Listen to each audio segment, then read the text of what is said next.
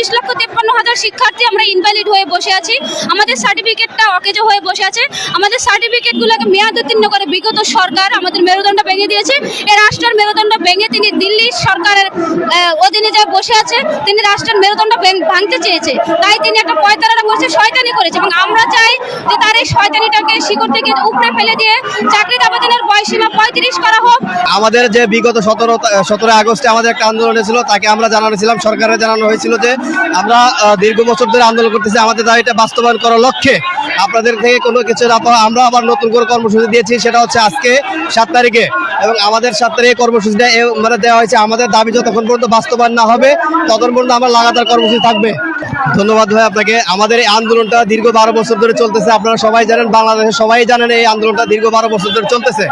এবং আমাদের যে বিগত 17 আগস্টে আমাদের একটা আন্দোলন হয়েছিল, তাকে আমরা জানানোছিলাম, সরকারের জানানো হয়েছিল যে আমরা দীর্ঘ বছর ধরে আন্দোলন করতেছি, আমাদের দাবিটা বাস্তবায়ন করার লক্ষ্যে আপনাদের থেকে কোনো কিছু না পাওয়া আমরা আবার নতুন করে কর্মসূচি দিয়েছি। সেটা হচ্ছে আজকে 7 তারিখে, এবং আমাদের 7 তারিখে কর্মসূচিটা মানে দেওয়া হয়েছে। আমাদের দাবি যতক্ষণ পর্যন্ত বাস্তবায়ন না হবে ততক্ষণ পর্যন্ত আমরা লাগাতার কর্মসূচি থাকবে ইনশাল্লাহ। এবং আমরা প্রধান উপদেষ্টা যারা রাষ্ট্র পরিচালনা করছেন তাদের অগ্রগতির জন্য আহ্বান করছি, আমাদের দাবি অতি বিলম্বে বাস্তবায়ন করে আমাদেরকে ঘরে বসে পড়ার টেবিলে বসার সুযোগ করে দিন।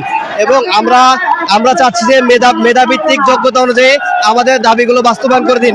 আমরা তো চাকরি চাচ্ছি না, আমরা চাচ্ছি যাতে মেধাভিত্তিক ভাবে মেধা হয়ে আমরা যাতে মেধায় সুযোগ করে আমরা যাতে চাকরিতে ঢুকতে পারি, এবং আমাদের বয়স ন্যূনতম 35 আন্তর্জাতিক মানদণ্ড অনুযায়ী বৃদ্ধি করে এবং শর্ত সাপেক্ষে উন্মুক্ত করে আমাদের দাবি বাস্তবায়ন করে আমাদের পড়াশোনা করার সুযোগ দিন। ধন্যবাদ আপনাকে আমাদের সাথে থাকার জন্য ধন্যবাদ জানাচ্ছি। সেই সাথে সারা বাংলাদেশে 36 জুলাইয়ের মধ্যে নিহত সকল শহীদের সশস্ত্র সালাম জানাচ্ছি, এবং আহতদের সাথে আমরা একাত্মতা প্রকাশ করছি এবং তাদের জন্য আমরা দোয়া করি। আপনারা দেখেছেন দীর্ঘ 12 বছর যাবৎ আমাদের এই আন্দোলন চলছে, এবং আমরা প্রায় 1 যুগ পর্যন্ত একজন সরকারের উপরে আমরা মুক্তির দিকে তাকিয়েছিলাম যে তিনি আমাদের দাবিটা বাস্তবায়ন করবে। 16 বছর ক্ষমতায় থাকছে এবং 72-74 বার সংবিধানে উত্থাপন করার পরে দাবিটা বাস্তবায়ন করেনি। নির্বাচনী ইশতেহারে 2018-তে রেখেও বাস্তবায়ন করেনি, প্রতারণা করেছে। যেহেতু আমাদের নতুন সরকার গঠন হয়েছে, আমাদের সরকার রাষ্ট্রবান্ধব, সরকার বান্ধব, তিনি আমাদের পাশে থাকতে চেয়েছেন, তিনি আমাদের সাথে থাকতে চেয়েছেন, এবং তিনি বলেছেন রাষ্ট্রকে নিয়ে রাষ্ট্র সংস্কার করবে। যেহেতু তিনি রাষ্ট্র সংস্কারের সুযোগ চেয়েছেন, আমরা তাকে রাষ্ট্র সংস্কারের সুযোগ রাষ্ট্রপ্রধান হিসেবে পেয়েছি। আমরা তাকে ধন্যবাদ জানাচ্ছি যে ডক্টর মোহাম্মদ ইউনূস স্যার আমাদের রাষ্ট্রপ্রধান হয়েছেন। যেহেতু তিনি শিক্ষার্থীদের নিয়ে রাষ্ট্র সংস্কার করতে চান, আমরাও তো শিক্ষার্থী, আমরা 26,53,000 শিক্ষার্থী আমরা ইনভ্যালিড হয়ে বসে আছি। আমাদের সার্টিফিকেটটা অকেজো হয়ে বসে আছে। আমাদের সার্টিফিকেটগুলোকে মেয়াদ উত্তীর্ণ করে বিগত সরকার আমাদের মেরুদণ্ড ভেঙে দিয়েছে।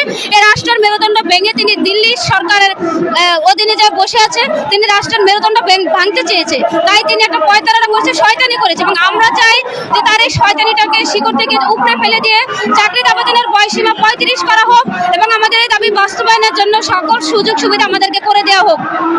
এবং আপনারা দেখেছেন 192টা স্বাধীন রাষ্ট্রের মধ্যে 162টা দেশে 35+, যাদের শিক্ষিত বেকারের অবস্থান দ্বিতীয় অবস্থানে পাকিস্তান, এবং বাংলাদেশের অবস্থান দ্বিতীয়, এবং তাদের হচ্ছে 0।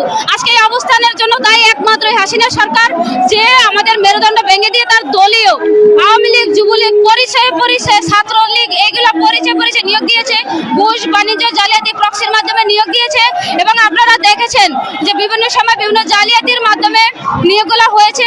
এবং আরো দেখেছেন 5ই আগস্ট যখন ছাত্র জনতা গণভবনে গিয়েছিল, গণভবন থেকে প্রায় 450 অ্যাডমিট আমরা উত্তোলন করেছি, যেগুলো ছিল অবৈধভাবে নিয়োগ এবং সুপারিশ। কিন্তু প্রধানমন্ত্রী, শিক্ষামন্ত্রী, স্বরাষ্ট্রমন্ত্রী সকলের সুপারিশের মাধ্যমে বিসিএস ক্যাডার হয়েছে।